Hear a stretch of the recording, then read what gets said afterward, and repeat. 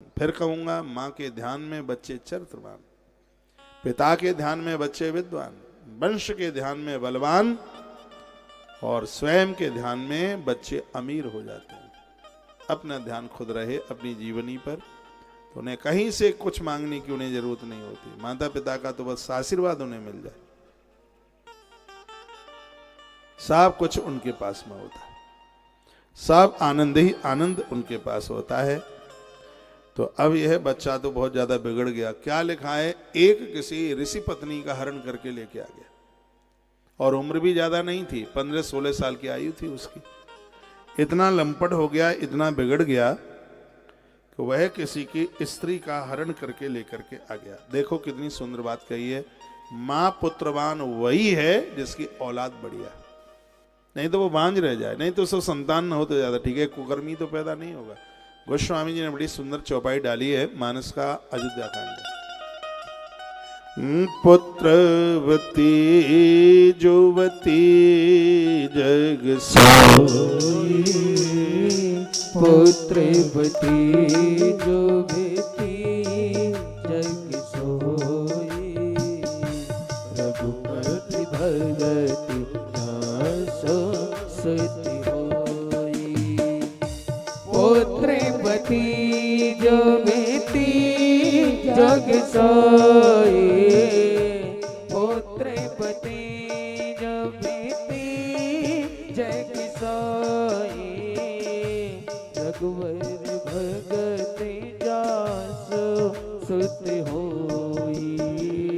पुत्रवती जुवती जग सोई, रघुवर भगति जासु सुति होई। श्री राम जय राम जय जय राम, अवधि बिहारी सीताराम।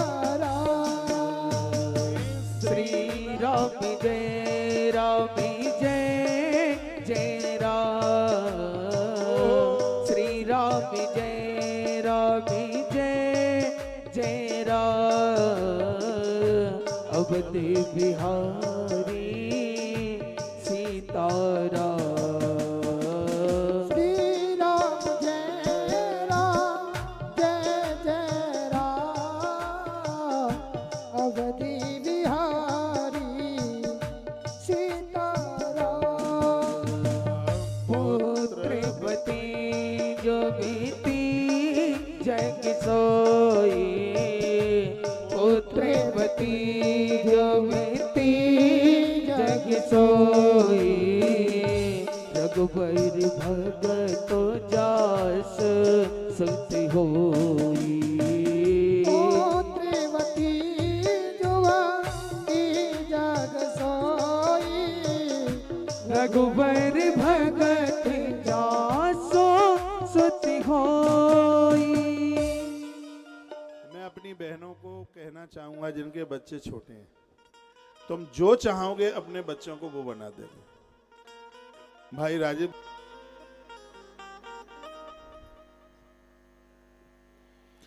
उनके ऊपर यदि आपका ध्यान होगा, उनके खान पीन पर भी ध्यान रखिएगा, क्योंकि बुद्धि का विकास खान पान में होता है। क्या चीज खाने के लायक है, आप चाहे बच्चों को ना पिलाएं तो ज्यादा ठीक है, इससे बुद्धि का विकास रुकता है। जैसे वृक्षों में क्या डालना है क्या नहीं डालना, ये विवेक होना चाहिए, तो बच्चों को भी क्या खिलाना है क्या नहीं खिलाना। ये बाजार की चीजें, चीन का ज्यादा आहार आप बच्चों को देते हैं, छोटे छोटे बच्चों को आप डिब्बे का दूध देते हैं घोल करके, इससे एक तो बच्चों की हाइट रुकती है। वर्तमान समय में बच्चों की हाइट बहुत रुक रही है। जो पाउडर का दूध है ये बहुत खतरनाक है, इसमें रोक लगाइए। बच्चों के लिए गौ माता का दूध बहुत बढ़िया है, बहुत ज्यादा। अभाव में भैंस का ले सकते हैं, दूध तो बकरी का भी बहुत अच्छा है। बकरी के दूध से आंख की ज्योत बढ़ती है। यदि किसी की आंखों में बहुत दर्द है, बहुत ही ज्यादा आंखों में कष्ट है, तो बकरी के दूध में थोड़ा चूना डाल करके और यहां लगा ले, आंखों का कष्ट दूर हो जाता है बकरी का। प्लेट कम हो जाए पेट में, अंतस में प्लेट कम हो जाए उसको, तो ऐसा बकरी का दूध है जिसको लेने से प्लेट बढ़ जाती है। पपीते के पत्तों का रस प्लेट्स बढ़ाने के लिए बहुत ऊपर है, उसी में से एक बकरी का दूध है। एक बार वो उतना समय हो गया है, ऐसी बीमारी फैली हुई थी जिसमें प्लेट इतनी कम हो रही थी, बकरी का दूध 1500 रुपया केजी हो गया था। मैं बकरी के दूध का विस्तार नहीं कर रहा हूं, लेकिन उसको मैं एक औषधीय गुण के अनुसार ये बात मैं बोल रहा हूं। औषधीय गुण है उसके पास, तो वो चरती है, बेरिया सबसे ज्यादा वही खाती है।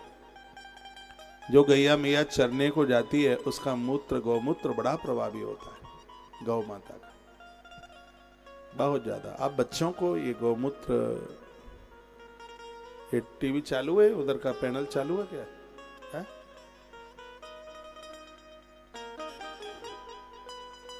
ये वाला इधर रखना है, इधर से एक कुर्सी पर रखा, ये रख दे घुमा। गौमूत्र आप एक 25 ग्राम पर डे लेते रहें, प्रत्येक दिन लेते रहें, तो बीमारी तो रहेगी ही कहाँ। चलो ठीक है, तो उनके खान पान का ध्यान रखिएगा, ये जिम्मेवारी आपकी है। माँ जितना ध्यान रखेगी बच्चे बन जाएंगे। हमारे लिए हमारी माँ ने क्या क्या किया वो हमें आज तक याद है। मैं प्रणाम उस माँ को करता हूं जिसने हमें कभी स्कूल भूखे नहीं जाने दिया। उस समय टिफिन तो चलता नहीं था, रूमाल में पराठे बांध के रखती थी, आम का अचार होता था, मिर्च होती थी, नींबू का अचार होता था। कभी याद कर लेते हैं तो आंख में आंसू आ जाते हैं। तो लाड़, जो दुलार, जो स्नेह माँ का होता है, पापा तो कभी नहीं दे सकता, कभी नहीं। जिसने कभी भूखों नहीं जाने दिया, चिंता करिए उसे। अगल बगल में कोई गीत गपते थे, 4 बजे स्कूल की छुट्टी होती थी, बोलते हमारे बच्चे आने वाले हैं, अब मैं नहीं रुकूंगी, पूरा दिन हो गया, उन्हें भूख लगी होगी, छोटे बच्चे हैं, बोलती थी। माँ की देख रेख में बच्चे बहुत कुछ बन जाते हैं। इसलिए तो कहा गया है, सारे तीर्थ कर लो, सब कुछ कर लो, एक ऐसी माँ है जिसके ऋण से औलाद कभी उऋण नहीं हो सकती। तो बहनों को तो बहुत ध्यान देना चाहिए अपने बच्चों के ऊपर, लेकिन यहाँ ध्यान दिया गया नहीं था, तो वह बच्चा चरित्रहीन हो गया। तुम लोगों में इतना मूवमेंट क्यों होता है भाई?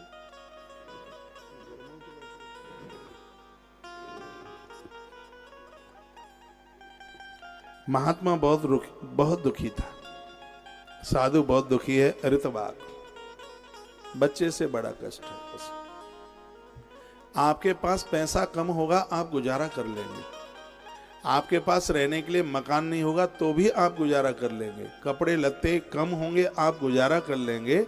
लेकिन घर में औलाद बिगड़ी है, जीवन जीना मुश्किल हो जाएगा।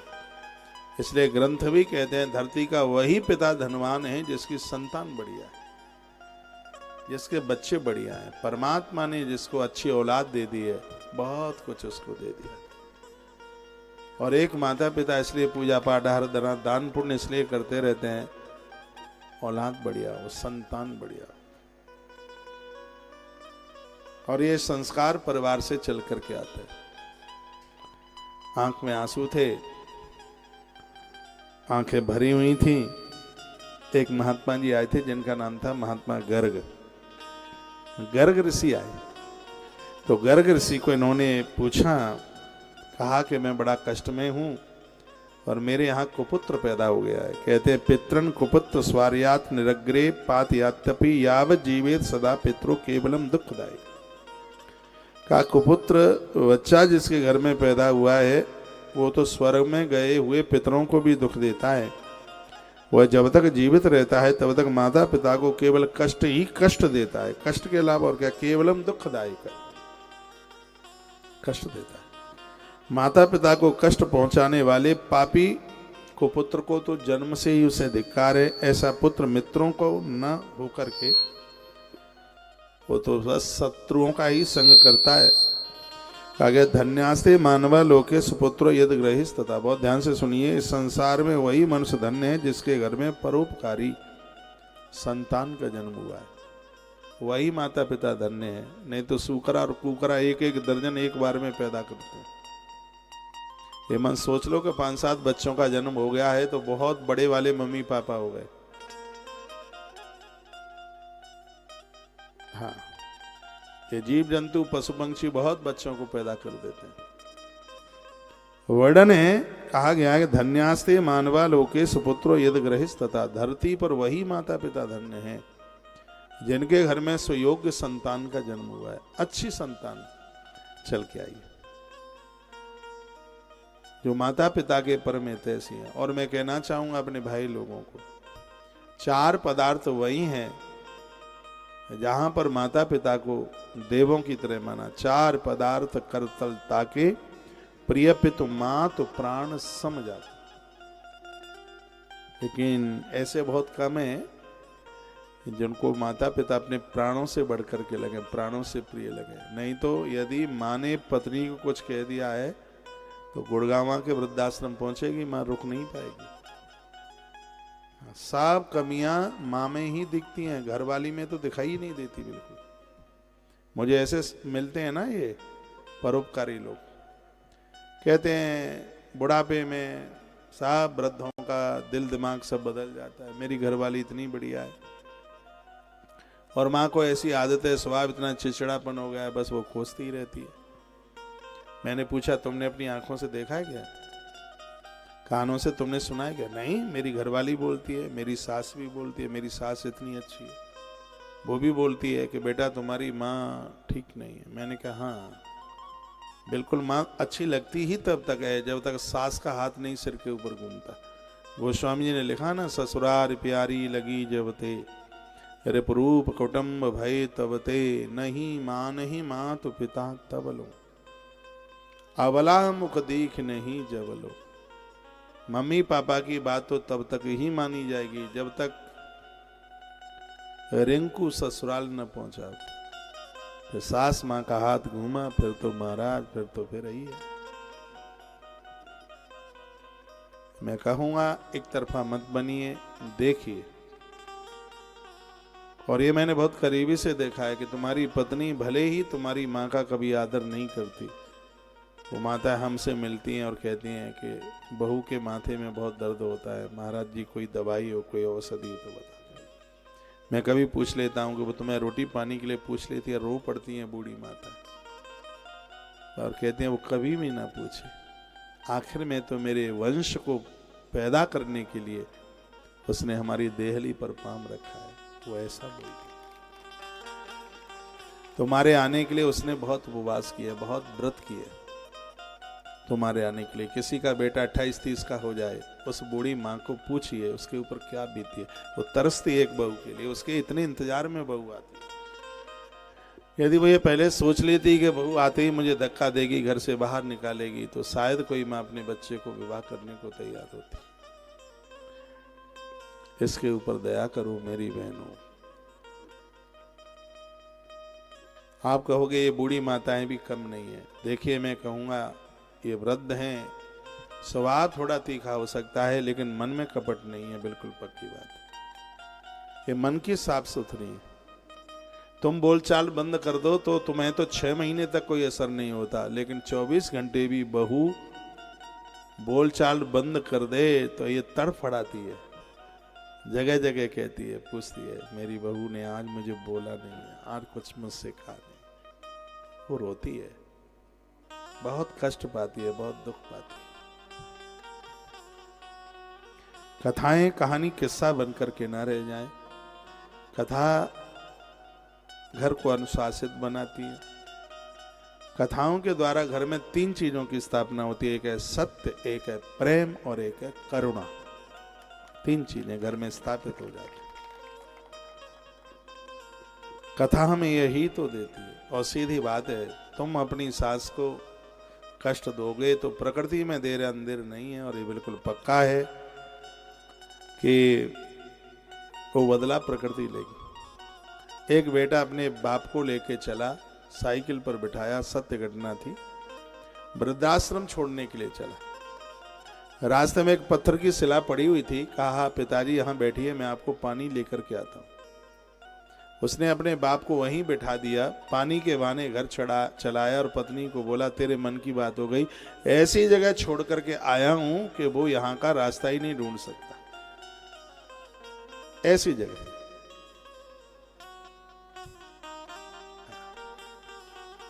खुश होता है। बड़ा हुआ, इसके घर में भी बेटा हुआ, उसने भी वही साइकिल उठाई पापा वाली और कहता है चलो पापा केला देवी घुमा के ले आऊं।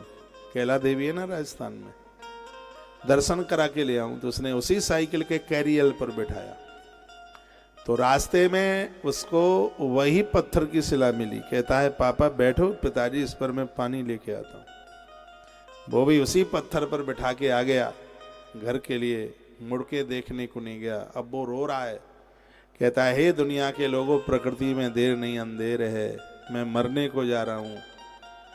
इसी पत्थर पर मैंने अपने पिता को छोड़ा था, वो रो रो करके मर गया, और ये भी उस पत्थर पर रो रो करके मौत को प्राप्त हो गया। देर हो सकती है, अंधेर नहीं, प्रकृति बदला लेती है। आज जिनकी बहुएं जिनकी खूब सेवा कर रही हैं, तो इसका मतलब है कि आपने अपने सांस ससुर की सेवा की। परिणाम आने में देर हो सकती है, लेकिन प्रकृति का जो परिणाम है वो कभी गलत नहीं हो सकता।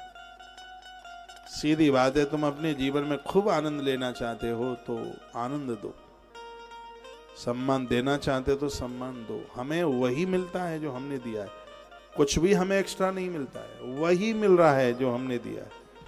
मेरे पास है, आपके पास है, या किसी और तीसरे के पास है, हमारे पास वही है जो हम दे के आए। इसलिए इतना बांटो, इतना दो कि आपकी झोलियां भरी रहें, हाँ, कमी न रहे किसी भी प्रकार की। तो कुपुत्रेण कुलम नष्टम कुपुत्रेण हतम यशः। कुपुत्र संतान के द्वारा कुल नष्ट हो जाता है, यश समाप्त हो जाता है। कुपुत्रेण चाह मुत्र दुखम निर्यातना। कुपुत्र औलाद को जन्म लेने से नरकों के अलावा और मिलता ही क्या है। कुपुत्रेण तुहो नष्टो जन्म नष्टम कुभार्यः कुभोजनेन दिवसा कुमित्रेण सुखम कुतः। क्या सुंदर सा वर्णन किया गया है। कुपुत्र के कुल से नष्ट, कुपुत्र के आगमन से कुल नष्ट होता है, कुपुत्र से यश नष्ट होता है, कुपुत्र से लौकिक तथा पारलौकिक सुख नष्ट होते हैं।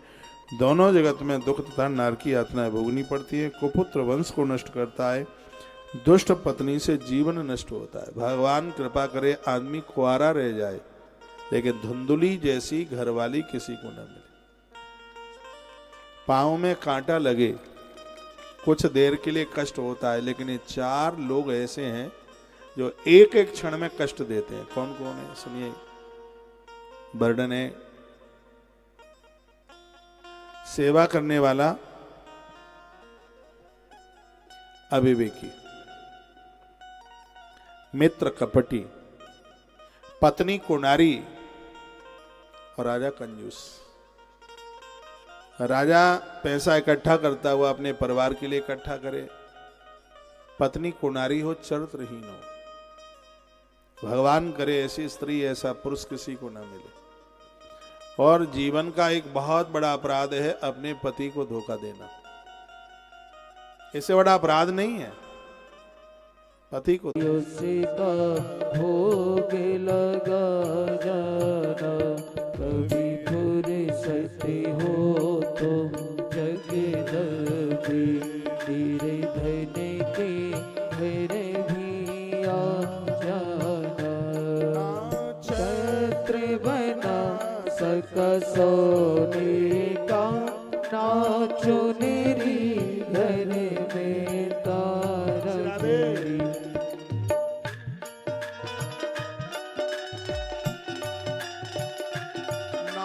छत्र बना सका सोने का, नाचो मेरी घर में तारा जड़ी।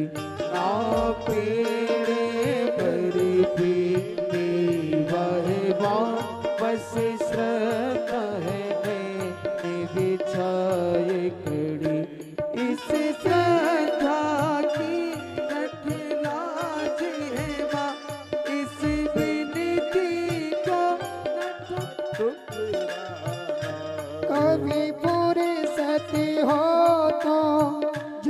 में निर्धन के घर भी आ जाना। दोनों हाथ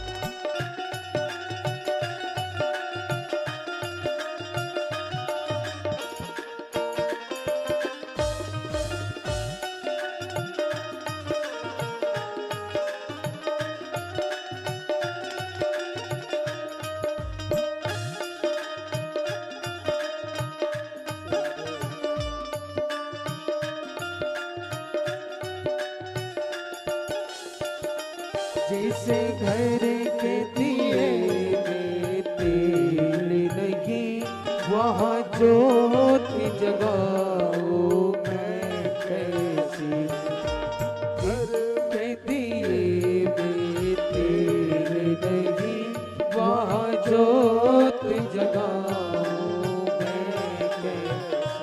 मेरा खुद ही बिछौना धरती में माँ तेरी चौकी लगाऊं मैं कैसे।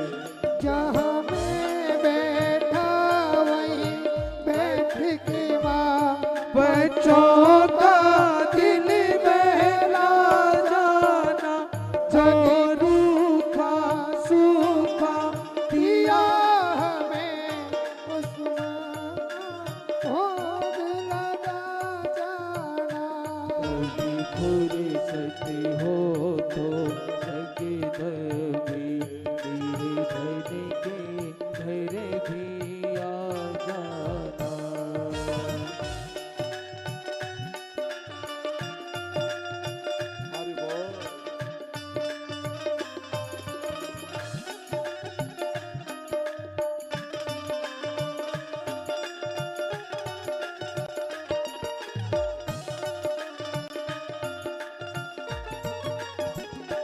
तू भाग्य बनाने वाली है माँ,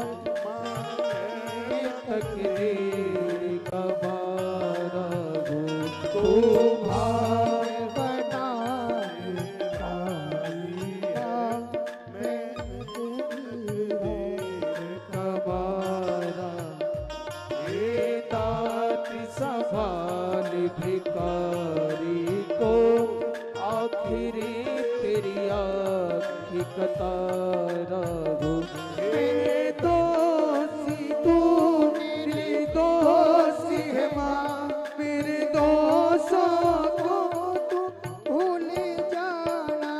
जो रूखा सूखा दिया हमें, कभी उसका भोग लगा जाना। कभी फुर्सत हो तो जगत में निर्धन के घर भी आ जाना।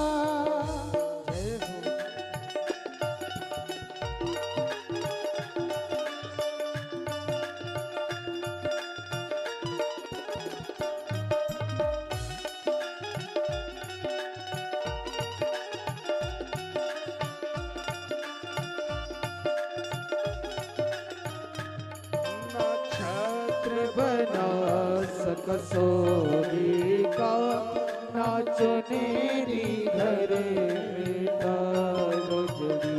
नक्षत्र बना सक सोने का, नाचो नेरी घर में डालो जड़ी।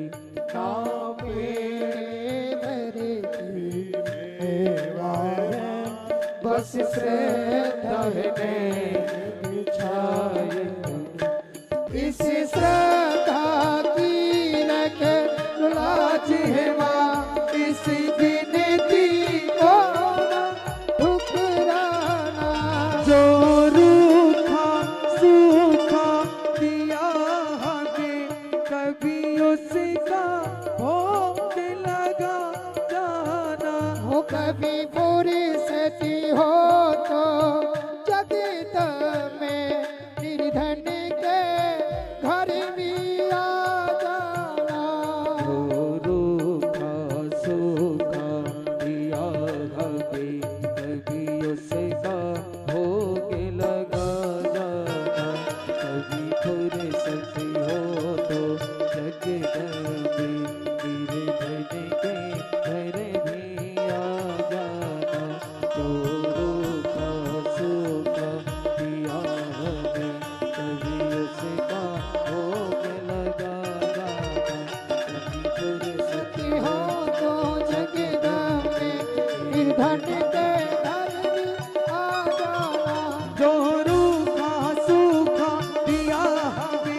कभी उसका भोग लगा जाना।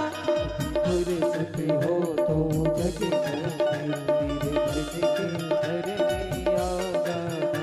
रो रो का सोना दिया हमें, कभी उसका भोग लगा जाना। कभी फुर्सत तो जगदम्बे निर्धन के घर में आ जाना। रो का सोना दिया हमें, कभी उसका भोग लगा जाना।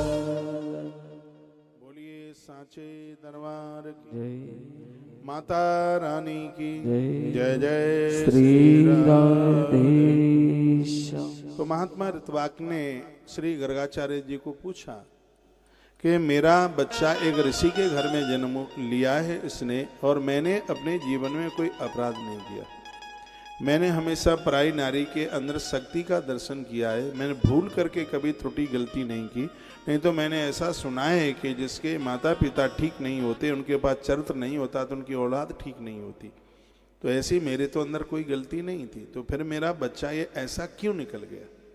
इन्होंने महात्मा गर्ग को ये पूछा। थोड़ा सा टाइम और दे दीजिए, प्रसंग बीच में है और इसको पूरा करके फिर हम आरती कराएंगे। कथा बिल्कुल चौड़े में है एकदम। तो कथा के टाइमिंग्स फिर हमने 4 बजे से लेकर के 7 बजे तक, 7:15 बजे तक का टाइम रखा है, और या फिर सुबह 6 बजे से 9 बजे तक है। आप बताइए कौन सा कर लें। 7 से 10 कर लें, फिर बाहर के लोग नहीं आ पाएंगे, घर के काम धाम ज़्यादा होते हैं।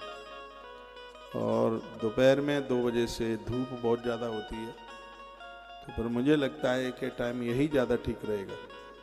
मैं 4 बजे यहाँ गया था तो उस समय भी यहाँ धूप ही थी,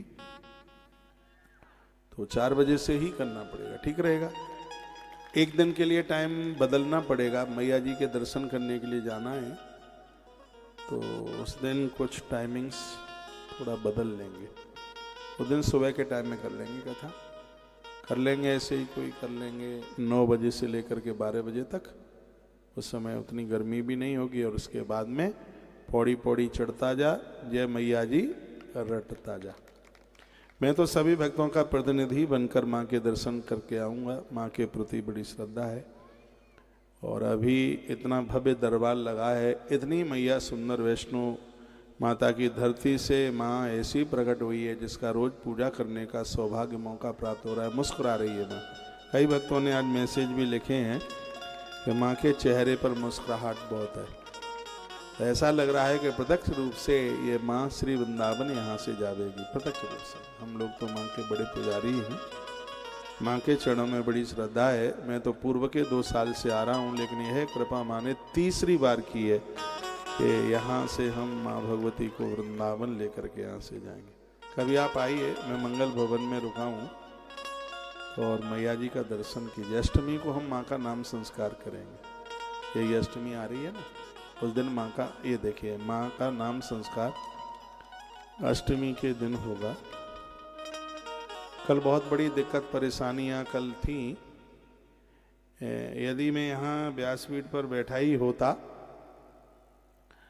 तो एक तो पाइप, बिल्कुल पाइप की अब मोटी छड़ थी, बिल्कुल यहीं। मैंने तो आज आके देखा, मैं बहुत देर तक यहाँ खड़ा रहा, बिल्कुल यहाँ पड़ी थी वो, यहाँ पर पूरी की वो कैंची उसकी ऐसे थी, बिल्कुल यहाँ बगल में थी। लेकिन जब तक आरती नहीं हो गई, आरती होने के बाद ही जैसे मैं यहाँ से उतरा तो मुझे लगा कि पंडाल तो पूरा का पूरा एकदम आ ही रहा है। तो हम और ये बच्चा मनीष 2 ही थे इधर, तो ये बच्चा मुझसे लिपट गया। हम यहाँ नीचे, मैंने कहा बिल्कुल नीचे लेट जा, बिल्कुल एकदम। तो पंडाल टूट करके भी हमसे लगभग 1 आध फीट ऊपर ही रहा होगा, और उसने टच नहीं किया, छुआ नहीं। हनुमान जी की गदा भी तो व्यासपीठ पर ही थी, बजरंगी की। और थोड़ी देर पहले मैंने आपको बोला ही था कि आप सब लोग पंडाल से बाहर चले जाइए। लग ही रहा था कल कुछ ऐसा, तूफान बहुत ज़्यादा था, तो ऐसा पहली बार ये हुआ है, पहली बार इस तरीके से पहली बार हुआ। लेकिन माँ की बड़ी कृपा है, जिसको बचाने वाला भगवान है भैया, क्या उसका कहाँ क्या बिगड़े, किसी को कहीं कोई दिक्कत नहीं। एक बार जयकारा लगाइए, बोलिए सांचे दरबार की, जय हो, आज के आनंद की, जय हो। जय जय श्री राधेश्याम। बड़ा अद्भुत यज्ञ हो रहा है। अभी बीच में मैंने एक आध चौपाई बोल दी थी, मैं कथा के साथ साथ यहाँ से काम और कर रहा था। यहाँ हवन सामग्री मिली नहीं, एक गाड़ी लोड होकर के जम्मू से आ रही है, तो वो बाबा गया है और बच्चा गया है अचल, तो मैसेज लिख करके पूछ रहे थे, महाराज जी ये रेट चीज इस चीज़ की है, इसका भाव ये है, कितना क्या लाना है। मैं आपको कथा भी सुनाता रहा और यहाँ से टाइप करके एक पर्चा भी पूरा कर दिया। मैंने बोला चावल इतना लाना, तिल इतना लाना, जौ इतना लाना और सामग्री इतनी लाना, वो सब मैंने टाइप कर दिया। बीच में एक रामायण की चौपाई बोल दी थी और उस समय ज़रूरत भी नहीं थी वहाँ रामायण की चौपाई की, लेकिन मुझे पर्चा टाइप करने के लिए मैंने बीच में चौपाई बोल के अपना काम कर दिया था। तो ये भी सब देखना ही होता है। बोलिए बांके बिहारी लाल की।